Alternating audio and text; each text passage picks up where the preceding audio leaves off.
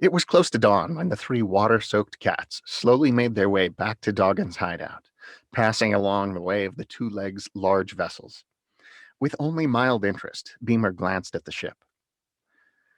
"Where do the two legs go on those things?" he asked, though he really didn't expect Jaco to know. Why, it takes them to America, Jaco replied with enthusiasm. one of these days I'm going to jump on one of those ships and go there myself, I am. I hear those ships are filled with mice and rats. Plenty of good food for catters like you and me. What do you say?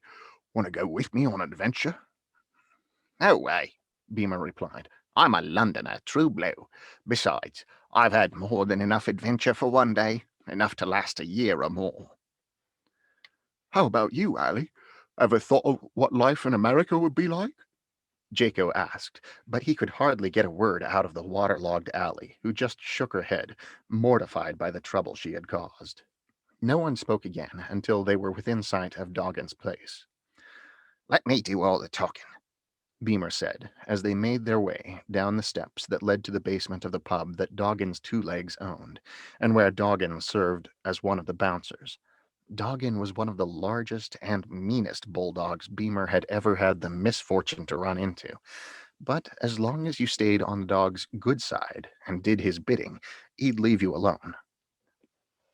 The only problem there seemed to be a lot more room on his bad side than his good.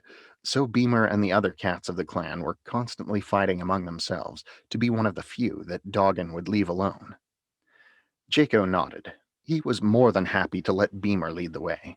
After all, he seemed to have a way with Doggin that no one quite understood, so he figured if anyone could talk themselves out of trouble, it would be Beamer. Allie wasn't so sure. I have something that... I don't want to hear a peep out of you, do you hear?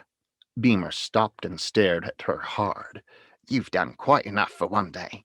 Doggin might have taken a fancy to you early on, but I can assure you that his temperament changes faster than the direction of the wind. So shut up and let me do the talking. Allie opened her mouth as though to disagree, but noticing the look on Jaco's face, decided it best to stay quiet, at least for the moment. The three of them snuck down the final steps, only to run smack dab into Doggin as he was about to leave. Well, Look what the cats drug in. Their own scrawny soaked carcasses. Where in the hell have you been, bathing in the Thames? Beamer stepped forward as Jaco hid behind the large orange tabby. Allie tried to step in front of Beamer, but he deftly pushed her away. We had a bit of a run-in with the two legs, but all have been put to the right now. Sorry to be so long in getting back. What did you think of the haul? Pretty nice for a night's work, don't you think? Doggin scoffed. I wouldn't say. I mean, the loot was okay, but you alerted the two legs. Now they're all up in arms about a new gang of burglars. Our best defense was our ability to fly under their watchful eyes. Now you've gone and blown it. And I hear that you almost lost our new recruit to them as well. Beamer glanced over to Allie despite himself. It would be so easy to simply turn it all back on her.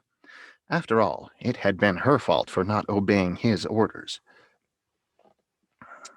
But that wasn't his style. If he turned her over to Doggin, then he'd lose the trust of all the other cats, and that would never do. They all depended on each other for their survival.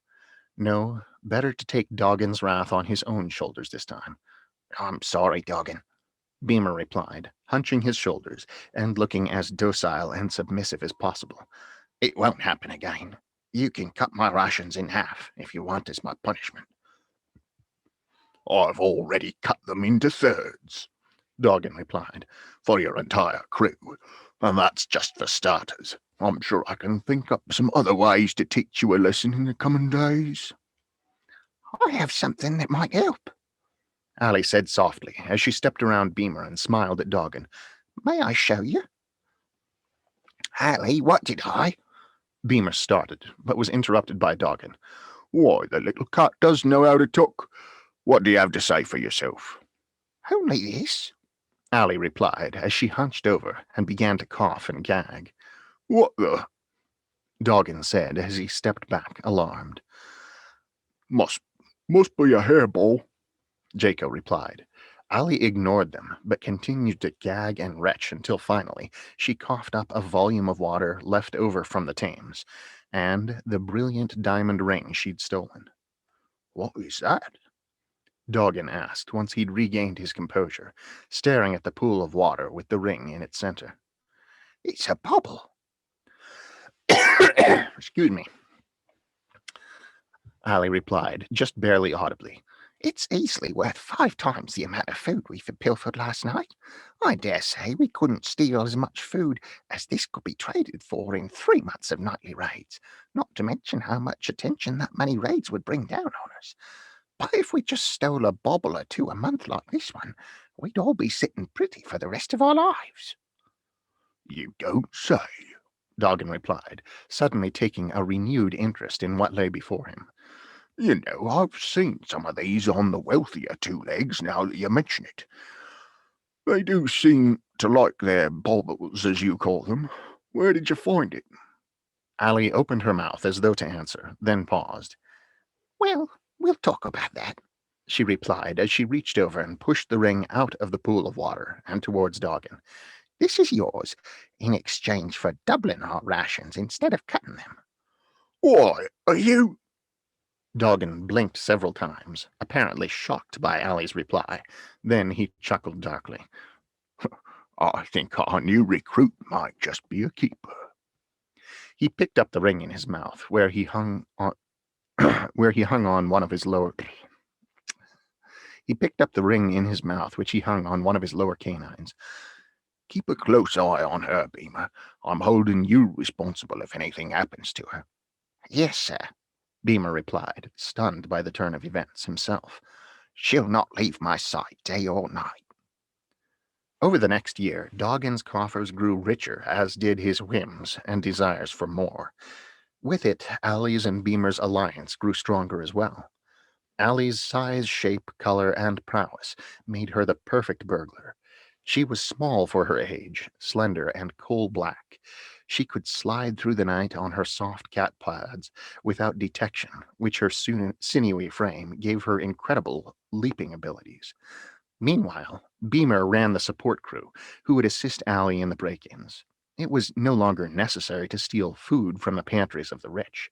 Instead, they focused on their baubles, mostly jewelry of the rich ladies, and tried to keep their missions down to only 1 or 2 per month, despite Doggin's insistence that they could pull in a lot more loot by expanding their territory and their frequency of raids.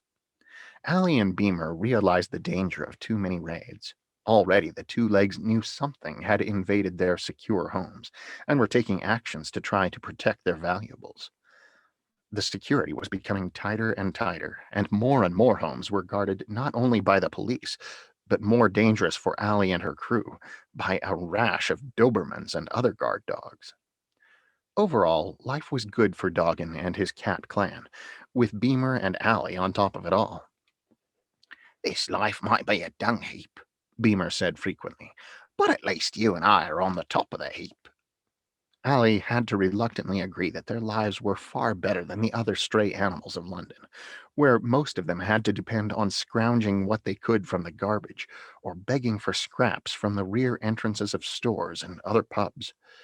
The contrast started playing on Ali's conscience more and more as the gap between their lives and those of other animals grew larger, until one day she could stand it no longer. Beamer, can I ask you a question? She asked one day after the two of them had enjoyed a particularly rich and filling meal, and were lounging around the basement of the pub. Sure, what is it, my feline friend? Surprised that she'd caught him in such a good mood, she suddenly didn't know quite what the question was she wanted to ask. She finally decided on the direct approach. Do you ever worry about all the other stray animals that don't have it as good as we have it? Honestly, no, Beamer replied. Why should I? We're the ones who take the risk to live the life we do. We're the ones that end up in a canvas bag tossed into the Thames if we're caught. Ali shuddered at the reminder.